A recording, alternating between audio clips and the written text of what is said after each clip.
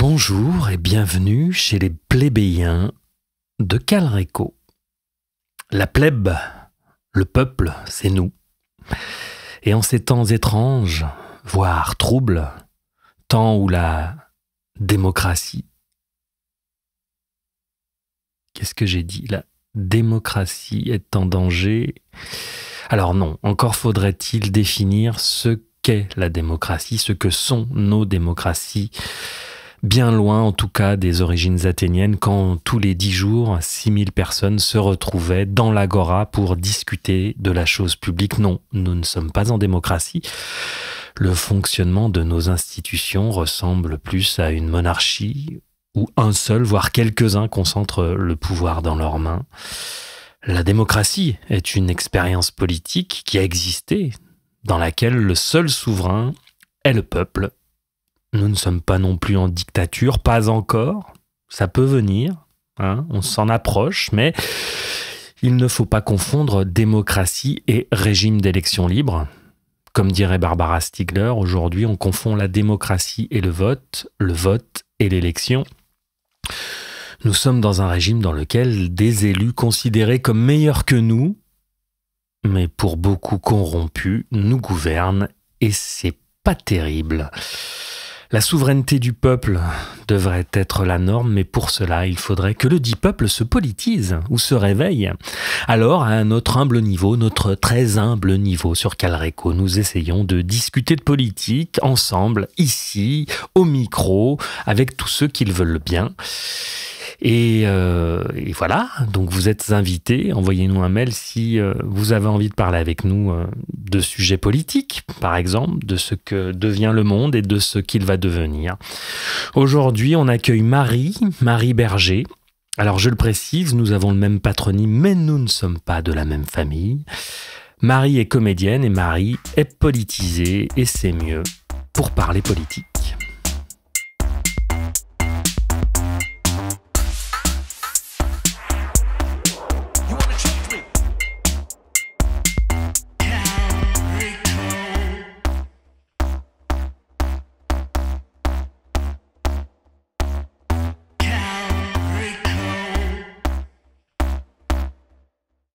Ok, donc bonjour déjà, je m'appelle Marie Berger. Qui je suis? Aujourd'hui, je suis comédienne, mais j'ai été aussi juriste dans un cabinet d'avocats d'affaires et chef de service dans des mairies de services sociaux. Et avant ça, j'ai été aussi assistante parlementaire. Voilà, et maintenant je suis comédienne pour longtemps, j'espère. Autrice aussi et metteuse en scène. Voilà. Artiste, j'aime ce métier. J'aime les artistes. Par la force des choses, je les côtoie beaucoup. Ils sont comme tout le monde, ils sont humains avec leurs défauts et leurs biais cognitifs, mais souvent la sensibilité, le goût pour les échanges profonds, l'investissement dans des projets qui ne servent à rien. Enfin, je veux dire, des projets qui n'ont pas de valeur économique ou marchande évidente, mais qui font perdurer la poésie. Dans ce monde de brut, je trouve qu'être artiste aujourd'hui, c'est une noble mission, et c'est encore mieux quand l'artiste s'engage. Donc Marie, comédienne, pourquoi? Alors c'est plutôt la question, c'est qu'est-ce qui a fait que je me suis pas orientée vers ce métier de comédienne au début. C'est que c'était pas un métier qui était envisageable pour moi, donc j'ai fait plein de choses avant. Je pense que si ça avait existé, si j'avais su que je pouvais le faire avant, je l'aurais fait bien plus tôt. Et donc j'ai fait du droit, donc après dans le droit je me suis plutôt orientée vers le service public parce que c'était ça qui me passionnait et puis après j'ai fait un genre de burn-out un peu dans le service public et j'ai été dans le privé et puis là j'ai commencé le théâtre aussi en parallèle. Et là, je me suis rendu compte qu'en fait, je pouvais peut-être être comédienne. Et donc, je me suis lancée, j'avais 42 ans, ce qui est quand même assez tard. Mais je me suis dit, on verra bien. Et en fait, ça marche. J'arrive à travailler, donc je suis hyper contente, quoi. Et pourquoi j'ai fait ça? Parce que j'avais envie de faire ça. J'avais envie de raconter des histoires. J'avais envie de vivre les vies d'autres gens, de vivre plein d'émotions, de les partager avec du public. Voilà. Petit retour rapide sur mon propos antérieur, je parlais des artistes que je côtoie, hein, pas des artistes aristos dont les prods pillent les subventions destinées à aider les petites compagnies ou les structures indépendantes. Je parlais des artistes que je connais qui, malgré la difficulté du métier et une intermittence anémiée, continuent de faire ce travail avec le cœur. Voilà, c'est dit. Revenons à Marie, de ce que je sais. Marie est issue d'une famille plutôt bourgeoise. Je sais aussi Marie engagée politiquement, plutôt à gauche. Alors je lui ai demandé de me parler de ce positionnement exotique. Alors, je dirais déjà que ma famille est plutôt de classe moyenne et d'éducation bourgeoise. C'est pas exactement la même chose, je trouve. Et j'ai voté à droite très tard, pour Chirac notamment. Et en fait, je pense que c'est les rencontres que j'ai faites après. J'avais quand même toujours cette question que j'avais posée à ma mère, je me souviens, quand j'avais, je sais pas, peut-être 14 ans. Je me souviens encore de l'endroit où je lui ai posé même, et je lui avais dit, mais pourquoi est-ce qu'un ouvrier gagne moins d'argent que Patrick Sabatier à l'époque? Et elle n'avait pas su me répondre, ou en tout cas, sa réponse m'avait pas du tout convaincue. Et en fait, après, j'ai fait des rencontres qui ont répondu à cette question. Et c'est pour ça qu'après, je me suis plutôt orientée vers la gauche. En fait, les personnes que j'ai rencontrées, plutôt les hommes avec qui j'ai été d'ailleurs, avaient des convictions à gauche. Et en fait, ça m'a ouvert un peu les yeux, quoi. Et j'ai trouvé peut-être, comment dire, les explications que donne la gauche sur la façon dont fonctionne le monde me paraissent beaucoup plus plausibles et mieux les expliquer que la droite, en fait. Ce qui est un gros avantage parce qu'en fait, comme j'ai une famille de droite, du coup, je sais très bien comment ils raisonnent et je sais aussi qu'il y a plein de choses qu'ils pensent qui sont pas complètement hors de propos, quoi.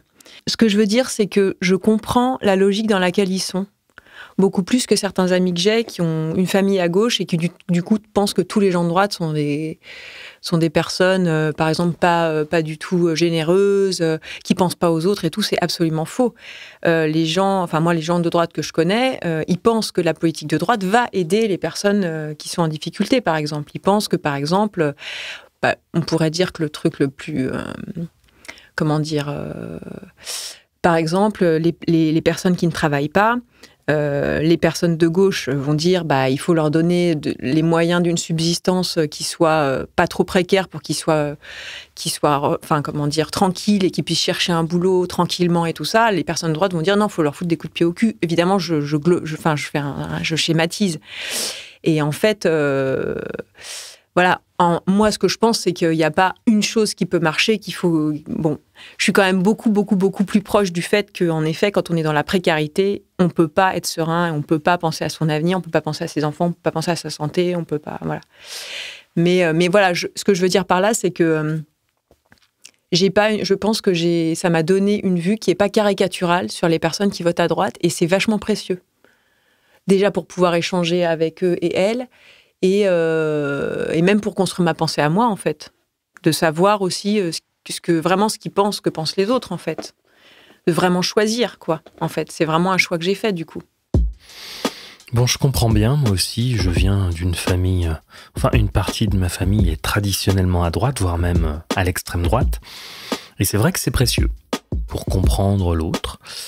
L'idéal étant de pouvoir discuter sereinement et de faire bouger les lignes d'un côté ou de l'autre. C'est pas toujours évident. Comment ça se passe, les repas de famille chez toi, Marie? Non, les lignes, en tout cas de leur côté, les lignes n'ont jamais bougé.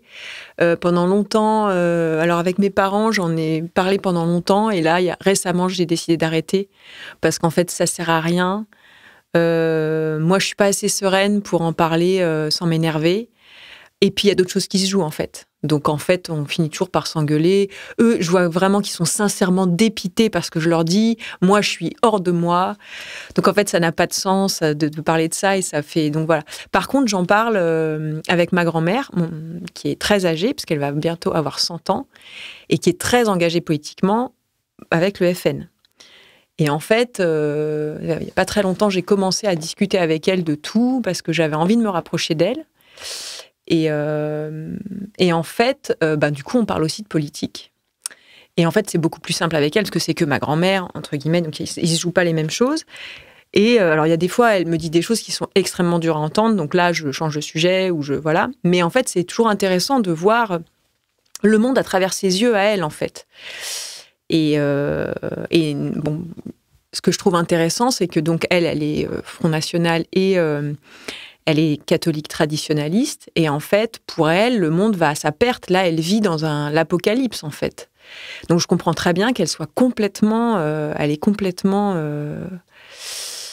comment dire, dans une angoisse très forte, en fait, par rapport à ce qui est en train de se passer. Alors après, voilà, ça me donne pas d'autres...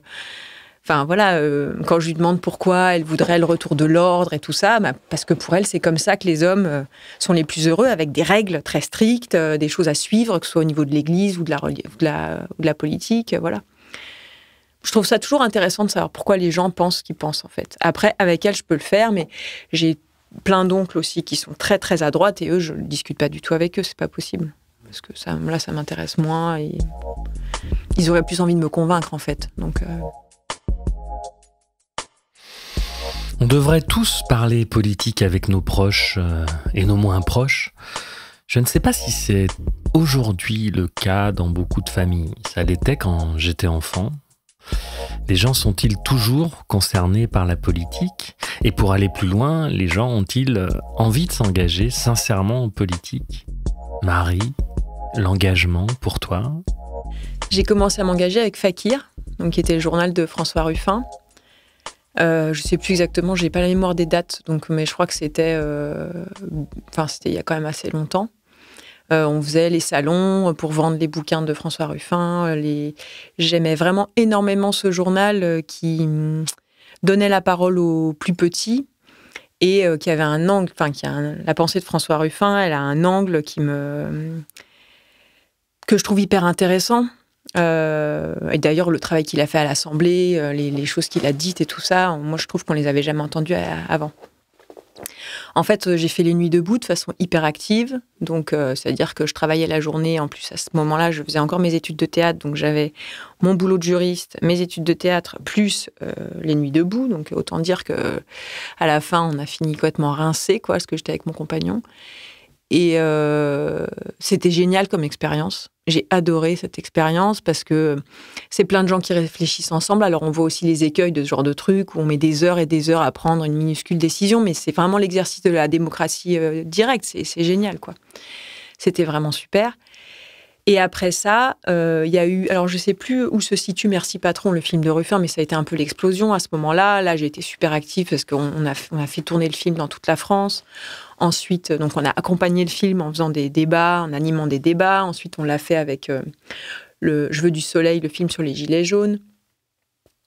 C'était hyper riche. Les Gilets jaunes, je les ai vraiment soutenus, mais par contre, j'étais pas en capacité d'aller manifester parce que j'avais trop peur. Ça, c'est vraiment un truc que j'arrive pas. Enfin, je peux pas manifester si j'ai peur, en fait. C'est trop coûteux pour moi. Donc, je l'ai fait autrement sur les réseaux sociaux et tout ça, mais voilà. Et puis, il y a quand même une chose qui m'est restée de tous ces engagements militants, c'est que à aucun moment n'est pris en compte le fait que les militants ont une vie, en fait. C'est-à-dire, quand on est militant, on doit tout donner.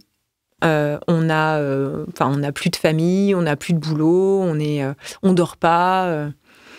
On est tout le temps sur son téléphone maintenant avec les 40 000 fils Telegram où il faut répondre dans la seconde pour donner son avis pour truc et tout. Et en fait, moi, j'ai essayé de me battre en disant, mais d'abord, Telegram, faut arrêter parce que ça hiérarchise rien. Donc, en fait, je trouve que ce média, cette façon de communiquer, elle mène au burn-out. Donc, j'ai essayé de mettre en place. Il y a d'autres outils qui existent, qui sont super bien faits, qui hiérarchisent. On peut avoir plusieurs fils, voilà. Telegram, si vous n'êtes pas dessus en permanence, quand vous revenez, vous avez 200 messages, vous ne pouvez pas, en fait. Mais je n'étais pas entendue. Et en fait, il y a une espèce de paradoxe, c'est qu'on regrette qu'il n'y ait pas assez de militants, on regrette qu'il y ait beaucoup d'hommes et pas de femmes, mais en fait, on ne se donne pas les moyens de fonctionner autrement. Et moi, je n'ai pas envie non plus de changer le système par l'intérieur ou je ne sais pas quoi, de m'épuiser. J'ai déjà fait ça sur des boulots, tu vois, où j'ai fait des burn-out, ça va, quoi. Donc, en fait, j'ai un peu pris mes distances. Et en plus, par-dessus ça, est arrivée une chose qui était assez décevante, c'est que on va dire que j'ai... Comment je dirais ça ? je me suis rendu compte que Ruffin a des très bonnes idées, que ça a l'air de devenir un homme politique super, mais que humainement, il y a pas mal de choses qui pêchent en fait. Et ça a été une énorme déception, énorme, qui s'est confirmée il n'y a pas très longtemps en plus. Et du coup, moi, j'arrive pas en fait à... Autant je me suis donné corps et âme, j'ai été même à Amiens pour faire sa campagne, la première fois, entre les 2 tours, je crois que j'y étais. Donc, c'est pas rien, quoi, de donner 4 jours à quelqu'un, quand on a des emplois du temps super remplis. Mais j'étais hyper heureuse de le faire. Il y avait des gens de toute la France qui étaient là. C'était un truc de fou. Et je peux pas faire ça pour quelqu'un que humainement, j'estime pas, en fait. Donc ça, c'est dur. Je trouve ça dur. Mais j'en suis arrivée à me dire qu'en fait, le système tel qu'il est fait, et c'est un peu ce que je disais, ça commence par Telegram pour moi, c'est qu'il sélectionne des personnes qui sont pas des personnes qui peuvent être humainement à l'écoute des autres, en fait. C'est pas possible. Bon, alors ça, c'est décevant. C'est plutôt embêtant, je trouve. Parce que Ruffin, comme beaucoup, j'imagine, moi je l'aime bien. C'est celui qui me semble le plus juste dans ses propos, le plus humain. Et c'est assez inquiétant de se dire que les institutions, le système tel qu'il est pensé, favorise finalement les gens les plus enclins à l'égotisme, les gens les moins humains, les gens qui sont capables de faire passer leurs intérêts avant leurs collaborateurs, ou en tout cas avant le bien-être de ceux qui les accompagnent dans leur combat. Et ça, franchement, je trouve que c'est inquiétant et décevant. Alors, j'aimerais en savoir plus. Quel est le problème, Marie ? Alors, en fait, c'est pas un politicien à la base. C'est pour ça que c'est très décevant. C'est que moi, je pensais voir un petit journaliste qui montait et du coup, je me disais, peut-être c'est possible en fait d'accéder à ce niveau-là et en fait d'être quelqu'un. Alors, il y a peut-être d'autres députés qui sont, j'en sais rien. Je dis pas que tous les députés sont, mais j'ai l'impression que ceux qui percent, en fait, François Ruffin, c'est un peu l'archétype du gars qui a 1 milliard d'idées et c'est, je lance une idée toutes les 2 minutes et l'intendant suivra. Et du coup, c'est quand même le député qui a fait il y a une mission parlementaire sur le burn-out. Et dans son équipe, il en est peut-être à la 4e personne qui fait un burn-out. Donc en fait, ça, moi, je peux pas entendre ça. C'est-à-dire qu'à un moment, si on dit pas stop, on aura toujours des gens comme Quatennens, c'est-à-dire des gens qui sont là à brandir l'égalité homme-femme, la lutte contre les violences sexuelles et qui frappent leurs femmes, en fait. Il y a un moment, on peut pas continuer comme ça. Mais en même temps, là, je vois que ça m'émeut, c'est hyper, hyper décevant, en fait. Parce moi, j'ai eu du mal à accepter que, en fait, il reprochait à d'autres ce qu'il faisait lui-même. En fait, c'est exactement ce qui se passe, quoi.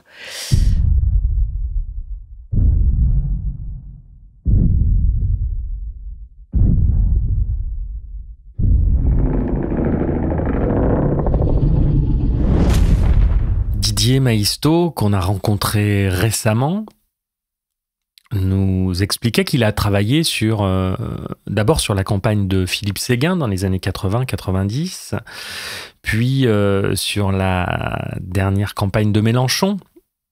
Et il est passé par là, d'abord le sentiment d'accompagner un changement possible auprès de personnalités politiques apparemment sincères, et puis ensuite la déception, les querelles de clocher, les batailles d'ego.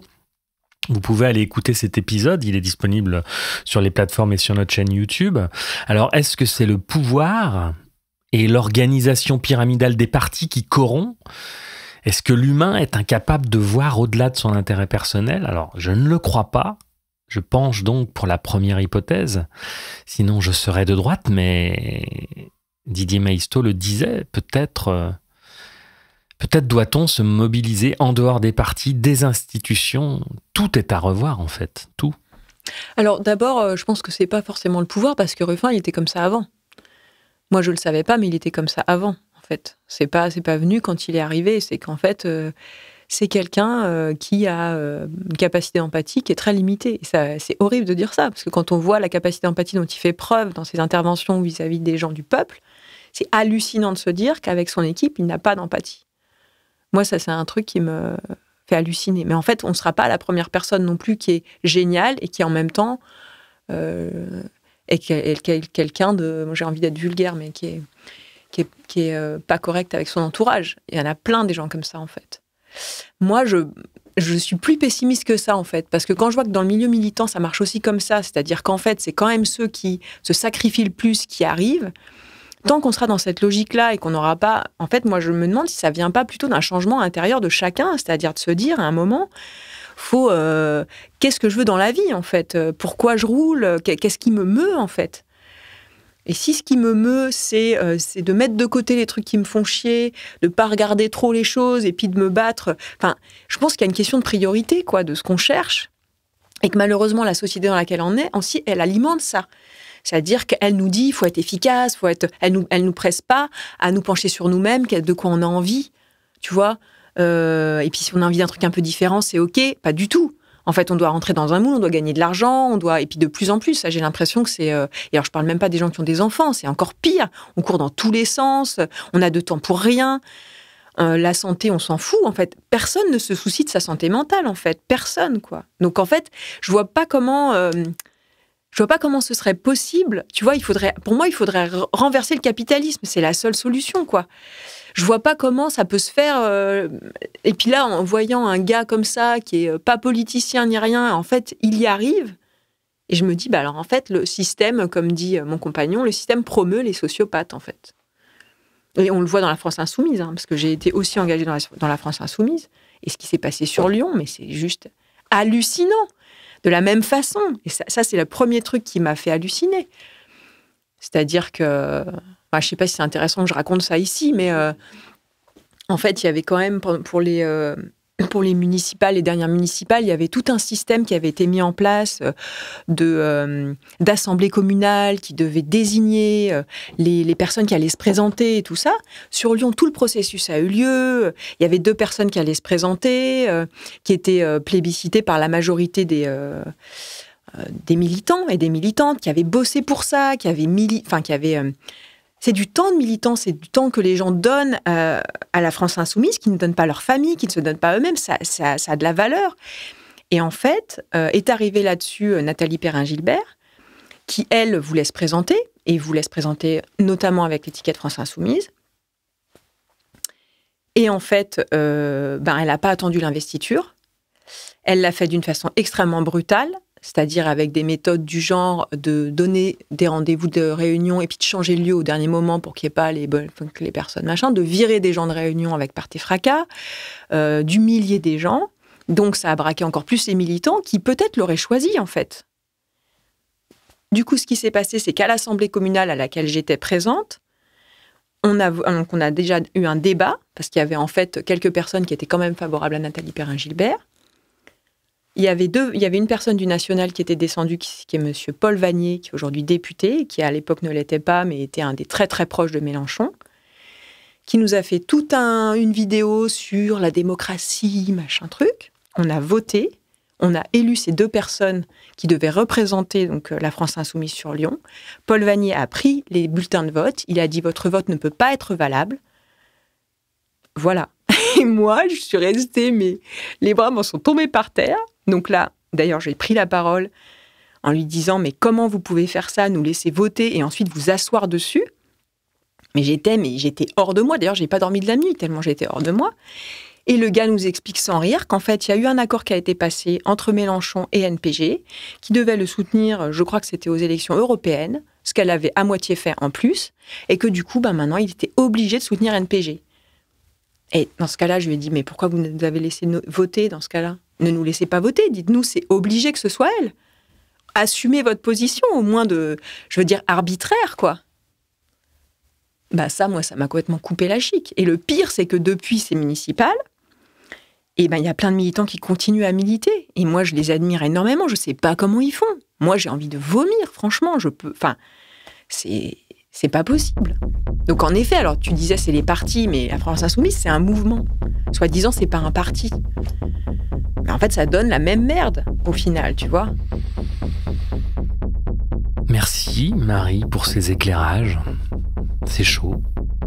Si nous étions sur un média très écouté, très visible, ces propos feraient vraiment du bruit. À juste titre. C'est super décevant. parce que les belles idées ne peuvent éclore si ceux qui les défendent sont corrompus. La vertu se travaille. NPG, c'est donc Nathalie Perrin-Gilbert, conseillère à la culture de la mairie de Lyon, dont parlait Marie. C'est fou comme l'ambition fait perdre le sens commun. Les moyens prennent le pas sur la fin qui perd tout son sens. Pour revenir à ce qu'on disait, la problématique initiale, à mon sens, c'est la nécessité de se connaître, notamment avant de vouloir porter un discours juste devant la plèbe. Oui, c'est fondamental de se connaître. C'est ce que nous défendons sur ce podcast. J'en parle quasiment dans chaque épisode, la nécessité de travailler sur soi, de connaître toi-même, de savoir qui l'on est et ce que l'on veut. La connaissance de soi amène au pardon. On se pardonne, on s'aime mieux et du coup, on aime mieux les autres. Ça mène au collectif, ça nous rend plus empathiques. Ensuite, il faut connaître la pensée des philosophes, connaître l'histoire, développer sa propre culture en fonction de nos aspirations profondes, de nos appétences. Et puis là, on peut commencer à vouloir aider les autres et à s'impliquer pour le bien commun. Cette connaissance de soi devrait être enseignée dès le plus jeune âge, mais vous le savez bien, tout est fait pour nous détourner de qui nous sommes. Je pense qu'il y a autre chose aussi, juste, c'est que les militants et militantes qui continuent à soutenir la France insoumise, et j'en connais qui disent ça, c'est que le mouvement, c'est eux. Et que s'ils se barrent, on leur vole tout leur investissement. Et c'est ça que je trouve le plus terrible. Et c'est pareil pour Fakir, parce que moi, là, je suis en train de partir de Fakir, parce que je ne veux pas rester là. Mais c'est très dur, en fait, parce que nous, on a mis énormément d'argent, de temps, d'énergie, de conviction là-dedans. Et Ruffin, s'il est là où il est, c'est grâce à nous, en fait. Il n'aurait pas pu le faire sans nous. Donc c'est vrai que c'est... Et ça, voilà, moi, c'est des choses que j'ai du mal à pardonner, en fait. Donc, tu vois, mon engagement politique aujourd'hui, je sais pas... Le seul truc que j'ai gardé, c'est que j'ai un groupe de militantes féministes au sein de la LFI, on n'est que entre femmes, et ça, déjà, ça me convient beaucoup plus, quoi. J'explore autre chose, quelque chose que j'ai jamais exploré, je trouve ça chouette d'être entre femmes, ça change beaucoup de choses, mais je suis très peu active, en fait, tu vois. Je voulais revenir sur un sujet qui me tracasse et je voulais profiter de l'échange avec Marie pour avoir son sentiment. Elle, militante de gauche, comment a-t-elle ressenti le positionnement de LFI et de la gauche en général sur la crise sanitaire? Quand je parle de la gauche, je ne parle pas des sociodémocrates qui sont à droite. Je parle de tout ce qui part de LFI, qui va jusqu'à Poutou, Lordon, les vrais communistes, les anticapitalistes. Et donc, oui, ce sujet, c'est la crise sanitaire, la vaccination, le pass sanitaire et le quasi-silence de toute la gauche sur cette question. J'ai tendance à penser que la croyance aveugle en la science vient du matérialisme marxiste et que ce rationalisme scientifique imprègne depuis longtemps la pensée de gauche. Je crois que cela explique un peu ce silence, mais je voulais avoir le point de vue de Marie. C'est sûr que je pense que ça a un peu fait exploser les clivages, j'ai l'impression. Ça a passionné les relations, les choix qu'ont fait les uns et les autres, ça c'est clair. Et oui, ça a dépassé les clivages. Moi, mon côté petit soldat a fait que j'ai obtempéré, tout en me questionnant évidemment sur ce qu'on me demandait de faire. Et puis, c'est pas qu'une question de petit soldat, c'est un peu ce qui fait aussi que je suis très déçue, je pense. C'est que quand même, j'ai toujours du mal à croire que les personnes qui nous dirigent peuvent être cyniques. Je pense qu'il y a une partie de moi qui n'arrive pas à accepter ça, quoi. C'est difficile de me dire, en fait... voilà. Mais après, en effet, la politique qui a supprimé quand même les libertés de beaucoup de gens, et là, ça m'a mis dans une position un peu spéciale, dans le sens où moi, je me suis fait vacciner, j'ai accepté le pass sanitaire, et en même temps, je comprenais très bien ceux qui ne se faisaient pas vacciner et qui n'acceptaient pas le pass sanitaire. Je me sentais un peu... et j'étais un peu désolée aussi de cette espèce d'opposition que ça générait, et de ces conflits hyper durs, en fait. Mais ce que je comprends, parce que là, il y allait presque du vie ou mort pour les gens. C'est-à-dire qu'il y avait certaines personnes qui disaient, si je me fais vacciner, je vais mourir, et d'autres, si je me fais pas vacciner, je vais mourir. Donc, en fait, c'était catastrophique. Alors après, l'opposition dont tu parles, je la maîtrise pas du tout. Donc, moi, j'ai aucune base théorique, en fait. Tu vois, le marxisme à gauche et tout ça, j'ai pas du tout de base théorique. Donc, je ne sais pas à quoi c'est dû. Je pense qu'on est dans un... En effet, on est quand même dans une société où on nous dit à la fois de prendre soin de nous, mais sans jamais nous donner les moyens de le faire. Et tu disais tout à l'heure qu'il faudrait que les gens soient réflexifs sur eux-mêmes et tout ça, c'est ça que je voulais dire. C'est qu'en fait, qui a intérêt à ça ? Personne, en fait. Enfin, les dirigeants n'ont pas intérêt à ça. Je veux dire, une personne comme Mélenchon, que je trouve brillant, que j'adore écouter parce que je trouve qu'il est brillant, souvent il éclaire des choses, mais en même temps, la façon dont il gère son mouvement, c'est juste un scandale. Et lui, il n'a pas du tout intérêt à ce que tout d'un coup, les militants arrivent et disent « nous, on a des idées », il ne veut pas partager le pouvoir. Et Ruffin est pareil, c'est-à-dire qu'en fait, il est brillant, il a des analyses pareilles qui m'ont... À des moments, je me disais « Putain, mais c'est génial d'entendre des mecs comme ça, parce que ils éclairent, ils mettent en mots des choses qu'on pense, et donc c'est vrai que c'est une satisfaction énorme. Mais en même temps, ils sont incapables de laisser monter des gens parce qu'ils ne veulent pas partager le pouvoir. Et moi, ça, je l'ai vécu de l'intérieur, puisque chez Fakir, il y avait plein de gens brillantissimes. Mais Ruffin s'en fout complètement. Il ne peut pas laisser monter des gens qui vont lui... Alors, je ne sais pas pourquoi, pour le coup. On a tendance à penser parce qu'ils vont lui prendre sa place, je ne sais pas. Mais en tout cas, c'est pas possible. Et je viendrai à une autre chose, c'est que c'est tous des hommes aussi. Alors, je dis pas que les femmes ne peuvent pas aussi prendre le pouvoir de cette façon-là. Mais je crois que le pouvoir, aujourd'hui, il est exercé d'une façon masculine et toxique. La masculinité telle qu'on la connaît de façon toxique. Parce que je pense qu'il y a une masculinité qui n'est pas toxique, qui pourrait ne pas l'être. Mais tous ces codes-là, aussi de se placer sur le terrain de l'efficacité, du rapport de force permanent, et puis ce que je disais tout à l'heure, de ne pas prendre soin de soi, de ne pas prendre soin de sa famille, de pas... Je veux dire, forcément, ça mène à des gens qui ont besoin de ne pas avoir d'empathie. Si tu veux... c'est pas possible de donner... Mélenchon, je pense que c'est quelqu'un qui donne tellement toute sa vie à la politique. Comment tu veux, après, avoir une vie de famille et prendre soin des gens qui t'entourent ?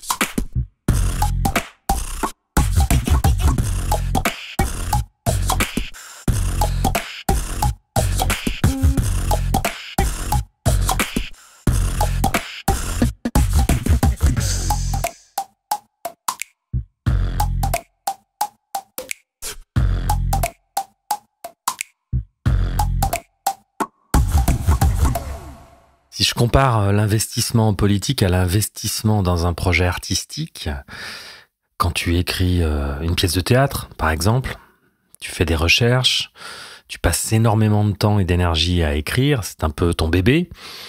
Puis tu recherches une équipe, tu fais des démarches administratives pour trouver des financements pour ton projet. Alors en amont, quand tu fonctionnes en collectif, ça peut marcher quand les règles sont bien établies dès le départ. Mais quand tu gères ça de manière individuelle et que tu vas chercher des gens pour t'accompagner sur ton projet, ça peut être difficile à un moment de laisser la place. Ça demande une vigilance extrême et on y revient, ça demande d'avoir beaucoup travaillé sur soi pour... analyser son propre comportement et justement savoir lâcher du lest, savoir laisser la place, savoir partager. C'est pas évident. Sur Calreco, par exemple, nous sommes 2, 3 avec Julien qui gère l'administration et il faut trouver un équilibre. Ça a été un peu compliqué pour moi à certains moments de laisser la porte ouverte, de laisser de la place à Stéphane, notamment sur certains sujets. On a eu des discussions et puis on avance. Voilà, c'est jamais facile. Mais c'est important de se pencher dessus et de pas foncer tête baissée en imaginant que tout le monde va suivre, parce que tout le monde ne passe pas son temps à réfléchir au projet que tu as décidé de mener. Tout le monde n'a pas les mêmes intérêts, les mêmes ambitions, les mêmes volontés. Donc, Il faut tenir compte de tout le monde et c'est effectivement le problème des leaders qui croient que tout le monde va suivre parce que tout le monde fonctionne comme eux. Donc voilà, il faut toujours être vigilant et c'est peut-être dans le cas d'une organisation comme LFI, la base du partage du pouvoir qu'il faut revoir. Mais faite par qui? Parce que si l'organisation elle est pensée par Mélenchon, elle sera toujours comme ça, c'est ça le problème. Et oui, moi je vois très bien ce que tu veux dire. Moi je l'ai vécu un peu en tant que quand j'anime des stages de théâtre ou voilà, quand j'ai des élèves. Et pendant longtemps j'ai détesté faire ça parce qu'en fait je pensais que tout reposait sur moi. J'avais une pression de fou. Donc j'étais en permanence à me dire et si ça se passait pas bien, c'était forcément de ma faute. Jusqu'au moment où j'ai changé complètement mon point de vue. Alors ça m'a pas pris 3 secondes, hein, mais je me suis dit mais en fait non, chacun sa place en fait. Et pour moi, il y a vraiment un travail à penser dans le fait de l'égalité de la place de chacun, c'est-à-dire qu'on a chacun sa place. Donc moi j'apporte un savoir, j'anime quelque chose, mais les élèves ils apportent aussi quelque chose. Déjà donc on construit le cours ensemble en fait. Ça a révolutionné mon rapport et maintenant j'adore donner des cours parce qu'en effet je leur donne vraiment une place et que du coup j'ai plus toute la pression. Et là récemment j'ai encore plus évolué dans le sens cette histoire d'efficacité, c'est-à-dire que j'avais vraiment cette idée, même dans le théâtre où on pourrait dire que peut-être les gens sont plus ouverts, mais c'est pas du tout le cas je trouve, c'est qu'en fait on est toujours dans l'efficacité, vas-y faut y aller, donc t'as pas dormi, tu bois 10 cafés mais t'es efficace sur scène et tout ça. Et moi ça fait quelques temps que je me dis, j'ai pas envie de vivre comme ça en fait. Moi j'ai envie quand j'ai pas dormi, je fais avec l'énergie que j'ai. Ça m'a beaucoup coûté pendant longtemps de prendre énormément d'excitants, de café, de machin, et puis en fait d'être à côté de moi-même en fait. Donc, je travaille là-dessus. Et là, je me rends compte qu'en fait, cette année, avec mes élèves, j'avais une élève qui était malade le jour de la semaine de représentation. J'avais le choix. Je pouvais lui dire, écoute, maintenant, tu vas prendre des médicaments, on va y aller, on va te soutenir. J'aurais pu mais le faire même de façon bienveillante. Mais j'ai pas choisi de faire ça. Je me suis dit, OK, tu vas faire avec ce que tu peux. Et du coup, puisque je veux pas dire aux autres, soyez à fond, il faut que ce soit homogène, j'ai dit à tout le monde, maintenant, on va prendre soin les uns des autres. On est tous ensemble. L'énergie que vous avez, ce qui est important, c'est pas d'en avoir des milliards, c'est d'avoir la bonne énergie, de la mettre au bon endroit. Donc vous en avez un peu, vous la mettez au bon endroit. Mais ça a été incroyable. J'ai jamais eu un spectacle comme ça. C'est-à-dire qu'au lieu, souvent les spectacles, ils sont très bons au début, et puis ils perdent de l'énergie. Mais moi, je vois pourquoi maintenant. C'est parce que en fait, on leur demande une énergie complètement hyper forte dès le début, ils peuvent pas la maintenir pendant 4 représentations. Là, si on leur demande d'être à la bonne place, ils ont fait ça, ils ont été de plus en plus bons, en fait. Et à la fin, on avait une énergie collective incroyable, géniale. Donc, je pense que c'est vraiment possible de faire ça. Mais le problème, c'est que ça demande un travail sur soi, mais tu as tout à fait raison. Ruffin, c'est pas un monstre. Mélenchon, c'est pas un monstre. C'est nous. Je veux dire, moi, je pourrais très bien être à leur place. Ce serait tout à fait possible. Je dis pas du tout que ce sont des monstres. Après, quand on prend des responsabilités comme ça, pour moi, on a la responsabilité d'essayer d'être cohérent avec ce qu'on demande aux autres, quoi. J'entendais Ruffin à un moment qui disait, dans les stats, les sondages, les gens sont tous contre la réforme des retraites, pour l'augmentation du SMIC, pour une politique écologique digne de ce nom, des propositions qui sont portées par LFI, mais c'est le FN qui est devant. Et il se demandait donc pourquoi. Peut-être, je sais pas, que l'incohérence, justement, entre les comportements des leaders et les propositions qu'ils défendent, transpire. C'est un peu le rejet de la bonne conscience de gauche qui est souvent à l'origine du vote à droite d'ailleurs. Et si tu véhicules des valeurs supérieures de justice, d'égalité, etc., tu dois être irréprochable. Alors moi, je pense aussi qu'il y a autre chose, c'est que malgré tout, dans la population, l'idée générale qui reste quand même majoritaire, je trouve, c'est qu'un bon coup de pied au cul, ça n'a jamais fait de mal à personne. Et que ça, c'est quand même une idée qui est largement partagée, moi, je trouve. Et qu'en fait, quand tu dois défendre, par exemple, dans l'éducation de ton enfant, le fait de poser les bonnes limites, mais d'être moins... En fait, quand même, je trouve que c'est quelque chose qui reste. Et en fait, c'est aussi la facilité. C'est pas pour soi, le coup de pied, c'est pour l'autre. C'est jamais pour soi, évidemment. Mais de se dire, oui, en fait, les chômeurs, si jamais on leur faisait peur, ils travailleraient. Mais ça empêche de se poser les questions sur pourquoi il n'y a pas assez de travail, pourquoi toute notre société est bâtie sur le travail. En fait, est-ce que c'est vraiment juste ? Mais ça, on peut pas se le poser quand on a travaillé pendant 30 ans comme un malade, sans jamais rien écouter après de se demander à ce moment-là, attends, mais est-ce que vraiment c'était justifié que je travaille sans réfléchir à rien, pour un patron, jamais augmenté ? Mais non, mais les gens peuvent pas se dire ça. Enfin, je crois que c'est pas possible. Du coup, ils se disent, pour moi, ils vont au plus simple pour beaucoup. J'ai l'impression. Ça me faisait penser à un truc, c'est que tu vois, c'est comme quand t'es dans une situation, dans un travail par exemple où t'es pas bien, et tu fais tout ce que tu peux pour que ça s'améliore. Tu peux jamais partir en fait, parce que tu te dis toujours si je pars, tout ce que j'ai fait avant, je l'ai fait pour rien. Et souvent, on se dit ça, les femmes ou les hommes dans des couples qui marchent pas, ou les femmes battues, enfin, beaucoup de personnes raisonnent comme ça. Et je me demande si c'est pas ça aussi. Moi, j'ai subi le système capitaliste. Maintenant, pourquoi moi je l'aurais subi et pas vous, quoi? Je voulais revenir à la question spirituelle, sinon ça serait pas drôle. C'est un thème important sur Calreco, la spiritualité non adossée à la religion, telle qu'elle peut être vécue par chacun de manière individuelle ou même dans certains courants du développement personnel ou des traditions anciennes, bref. La spiritualité qui se rapproche tout à fait du « connais-toi toi-même », c'est un peu la même chose. Je voulais avoir le point de vue de Marie sur le sujet. Alors, moi, déjà, je viens d'une famille catholique, donc j'ai été croyante pendant longtemps. Donc, en fait, j'ai été en rupture aussi pendant un temps. Maintenant, je dirais que c'est quand même... Récemment, j'ai été à la profession de foi de mon neveu, qui est aussi mon filleul. Et en fait, j'ai été extrêmement émue. Donc, évidemment, il y a plein de choses dans l'église que je déteste. Mais n'empêche que ces moments de communion où tout le monde est là, où... Mon neveu va voir le prêtre qui lui fait un signe de croix sur le front en lui disant, en gros, sois la meilleure personne que tu puisses être et tout ça. Et moi, j'ai été en larmes, en fait. Je trouve ça hyper beau.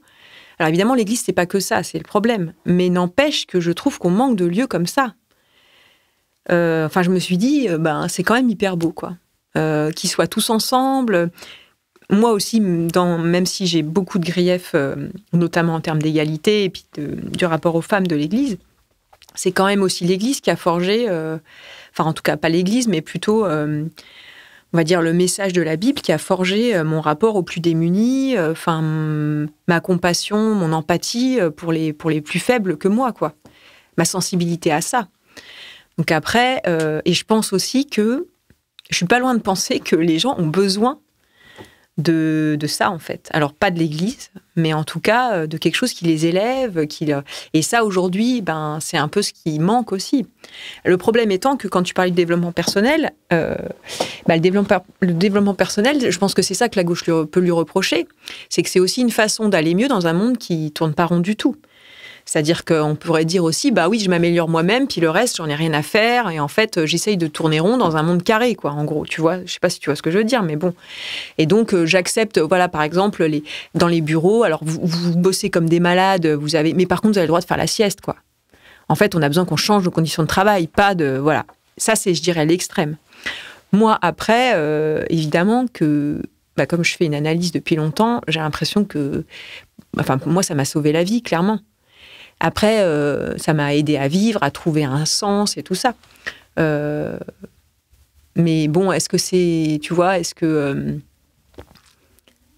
comment dire, c'est pas quelque chose que je trouve assez intime, en fait. J'ai du mal à le politiser, ça, par exemple. Parce que je pense que chacun fait son chemin et qu'on peut jamais forcer quelqu'un à réfléchir sur lui-même, quoi. Donc, ce que tu disais, alors, soit on met les conditions pour ça, et les conditions, pour moi, elles sont simples. C'est qu'il faut que les gens aient le temps de s'en emparer, en fait. Et c'est pas normal que l'on soit dans un pays ultra riche, mais hyper riche, en fait, et qui est... alors là, en ce moment, c'est vraiment la catastrophe, parce que non seulement il y a des gens qui ne mangent pas à leur faim, il y en a toujours eu, mais il y en a de plus en plus, des étudiants, avec en plus la fracture, pour le coup, avec les musulmans, qui en ce moment, moi, vraiment, ça m'atteint. La stigmatisation qui en ressort, je trouve ça gravissime, quoi, vraiment. Et je trouve qu'il n'y a pas beaucoup de réaction, en fait, par rapport à ça. Donc bref, je me suis un peu égarée dans mon sujet. Mais du coup, voilà, oui, il faudrait qu'il y ait les conditions. C'est-à-dire qu'en fait, tu peux pas mettre les gens sous pression et qu'ils soient tout le temps en train de courir après leur survie. D'avoir un logement, aujourd'hui, c'est quasiment mission impossible dans les villes comme Lyon. Quand on est au SMIC, c'est impossible. c'est simple.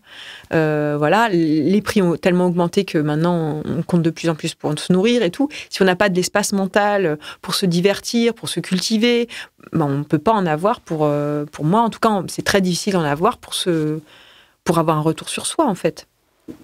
Quand on est préoccupé de sa survie, quoi. Tu vois Oui, je parlais tout à l'heure du développement personnel.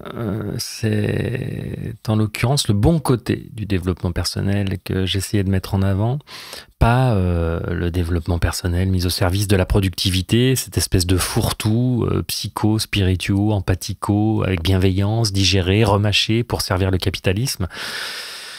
Je parlais de celui qui mène à la transcendance qui est constitutive, selon moi, de l'évolution de l'être humain. Nous en avons besoin, on y revient, c'est inscrit en nous.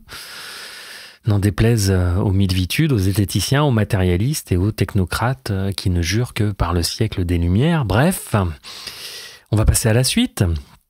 On va passer au futur, puisque vous le savez, j'écris cette histoire du futur et je m'inspire des commentaires de mes invités pour trouver des idées, pour raconter ce que vit Cal Reicho, mon héros, en 2096. Alors, une petite prospective, s'il te plaît, Marie. Comment ça se passe en 2096 sur le plan économique, écologique, politique, social, philosophique, tout quoi?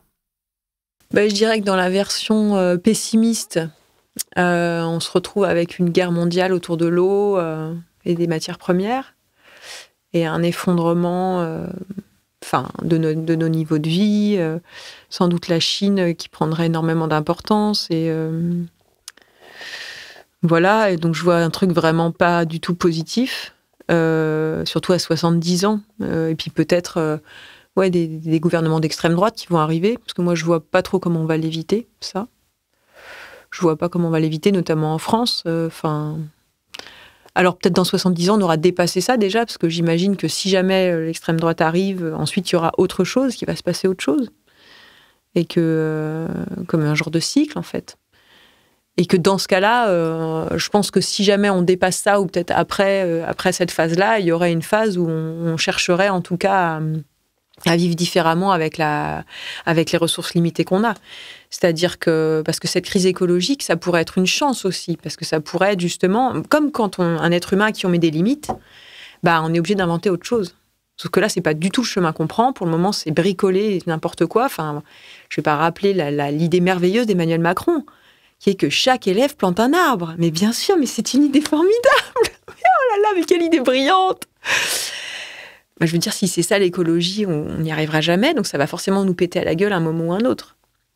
Donc moi j'ai l'impression que là, il y a de plus en plus de conflits violents qui se passent socialement, mais je vois pas comment on éviterait une crise avec des réfugiés climatiques. Je vois pas comment on l'éviterait si on continue comme ça. Et après, j'imagine que si jamais on passe par cette phase-là, on va prendre les choses à bras-le-corps et que dans ce cas-là, on va... peut-être qu'on sera amené à aller à plus de collectifs, peut-être, mais tu vois, j'ai pas une confiance infinie dans les Verts pour ça, par exemple. Alors après, peut-être qu'ils évolueront eux aussi, mais le problème, c'est que pour moi, aujourd'hui, l'écologie, elle est quand même aussi beaucoup portée par des gens qui ont les moyens de se poser des questions et qui pensent beaucoup à l'écologie et très peu au social, en fait. Et c'est un truc que je regrette notamment sur Lyon, par exemple. Alors déjà, j'ai voté pour eux, d'ailleurs je ne sais même plus si j'ai voté pour eux ou pas, mais en tout cas j'avais regretté que dans leur programme, il y ait très peu de mesures sociales en tête de liste, quoi. Pour moi l'écologie, elle sera sociale ou elle ne sera pas. C'est pas possible de faire de l'écologie qui soit pas sociale. Tu peux pas imposer aux gens des changements de vie extrêmement importants sans qu'ils en aient un bénéfice à un moment, ou qu'au moins ils mangent à leur faim, qu'ils puissent prendre les transports sans se couper un bras. Là le ticket de TCL il est à 2 €. Ça, c'est pas possible, quoi. Donc, ce que je veux dire par là, c'est qu'il faudrait aussi que l'écologie et la gauche, elles aillent vraiment ensemble. J'ai l'impression que c'est en train de se faire, ça. C'est-à-dire que la gauche est en train de prendre l'écologie à bras-le-corps et que de plus en plus, chez les Verts aussi, ils commencent à comprendre. Mais on a quand même encore pas mal de figures d'écologistes qui sont quand même encore, qui, je trouve, ont des positionnements très bourgeois, quoi, dans les mesures qu'ils proposent, qui peuvent pas être entendues par les classes sociales plus défavorisées, en fait, tu vois. Avec des jugements à l'emporte-pièce sur des pratiques culturelles plus de personnes de classe sociale plus, je sais pas même pas comment dire, mais qui sont plus défavorisées. Et on peut pas convaincre les gens comme ça. C'est pas possible. Donc voilà, moi j'espère que ce sera dépassé. Après, je sais pas si je verrai ça, mais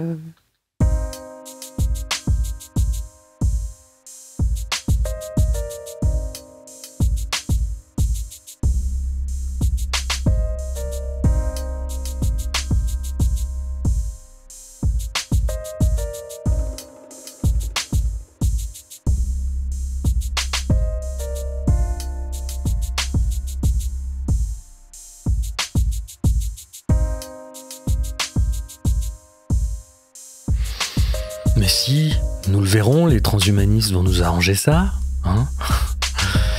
Bon, ça c'est un épisode qui dépote.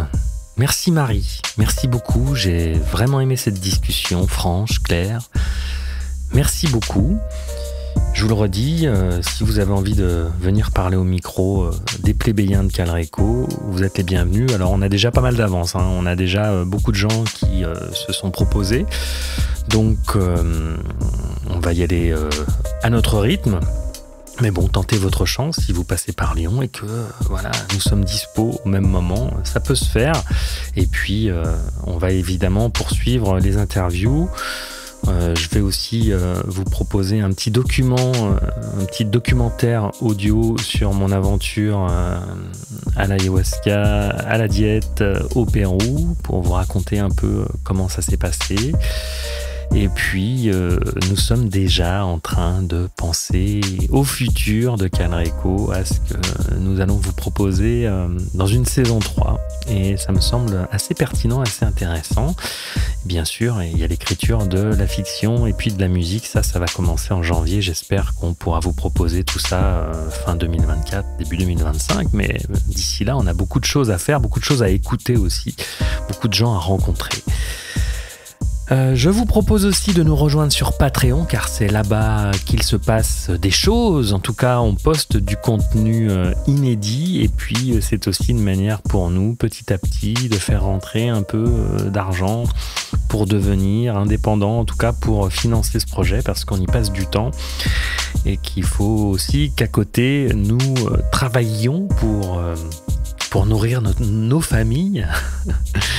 Donc ça veut dire qu'à côté, on fait des concerts, Stéphane enseigne le son, et bref, si on avait un peu plus de fonds pour Calreco, ça nous permettrait de se faire aider et puis d'avancer un peu plus vite.